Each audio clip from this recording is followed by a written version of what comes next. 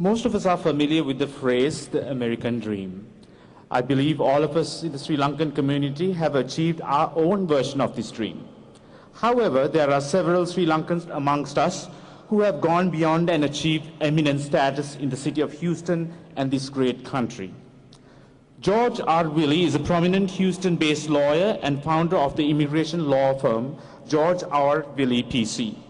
He served the Clinton administration as an unofficial advisor on South Asian and immigration matters during numerous visits to the White House and has continued to advise the Obama administration also. He's active in the Asian Immigration Lawyers Association, the Asian American Justice Center, and the Indus Entrepreneurs. Additionally, he serves on the board of directors for both the Houston Zoo and the Crisis Health System of the Gulf Coast region. I now invite this great son of Mother Lanka, George Willy, to say a few words. Your Excellency, Mrs. Rajapaksa, Honorable Congressman Sheila Jackson-Lee. Sheila, thank you for making this. We really appreciate this. Honorable Consul General Aurora, Consul, thank you for making this. Distinguished guests, ladies and gentlemen, welcome, Your Excellency, to this great city. If you can ignore the oak trees and the mockingbirds, you could easily mistake this for Sri Lanka.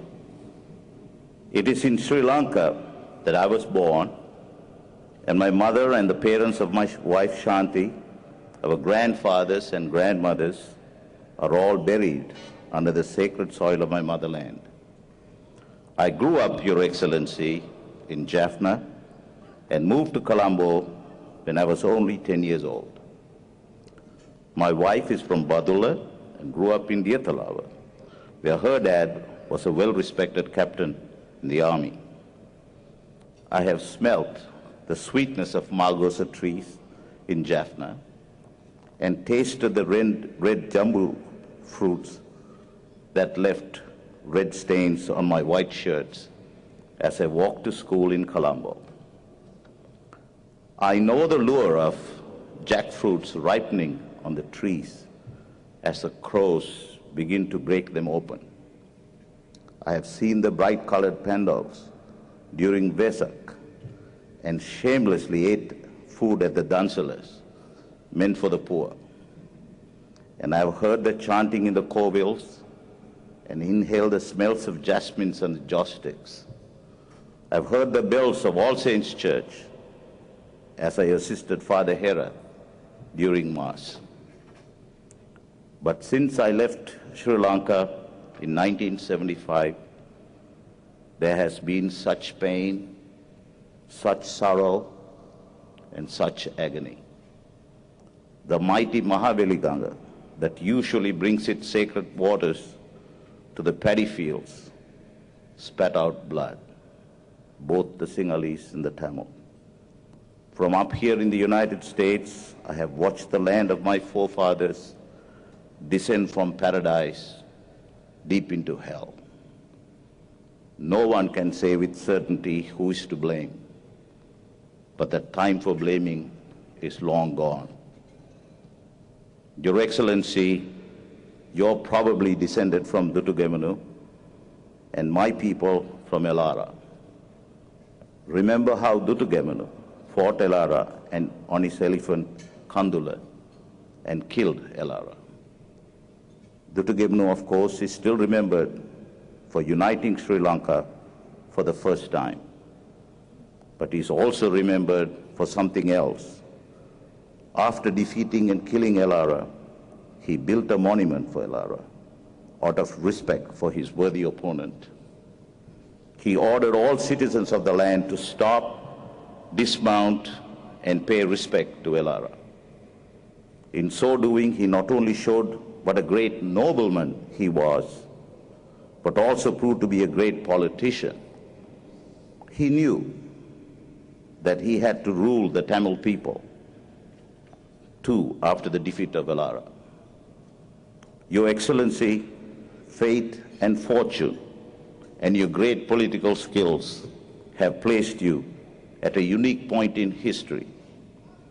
Children years to come will read in their history books that a great leader, a great warrior by the name of Mahinda Rajapaksa finally defeated the rebellion after nearly 25 years when several before him failed.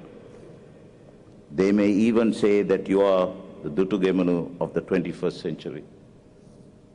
But if you want to wear Gemunu's mantle, Your Excellency, then you will have to build a monument too. That monument does not have to be a Dagobah or a building. It will have to be new policy, backed by law with teeth to enforce. Do not make the mistake that sparked the 58 riots. Do not hold back Tamil youth who want to get into universities. Do not make the Tamils feel like they are second-class citizens. Respect their religions and respect their language. There is something about the Tamil people you need to know, Your Excellency. To them, their language is God. There are only few cultures in the world which have such devotion to their language.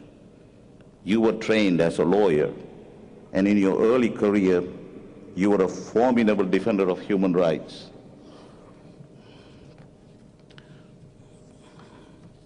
Now, you have the popularity, you have the power of a hero, like Julius Caesar returning to Rome from his conquests. No one can deny what you ask. Ask the Parliament to pass some entrenched clauses you and I read in law school when we had to study the Salisbury Constitution. If you need my help, I will give it free, like many in this audience would. The Tamil people are naked and hungry, looking for you to assure them that there is a place for them. Make sure they have one. You killed one Prabhakaran, but do not let another grow. You cannot prevent another one with swords and guns. You can only do that with your heart and wisdom. Compassion, truth, and justice you learn from the Buddha are the only weapons you will need. According to Dhammapada, Buddha said that hatred does not cease by hatred at any time. Hatred ceases by love. This is an old rule. That's what the Buddha said. Your Excellency, as you leave this fair city and return to Sri Lanka, promise me that the 10-year-old boy walking to school tomorrow in his white shirt will have no other red stain than from the jambu fruit. The morning crow will not open anything other than the jackfruit. That there will be nothing else hanging from the margosa tree than the fruits I smelt. Your Excellency, return us to paradise. Return us to paradise. Thank you.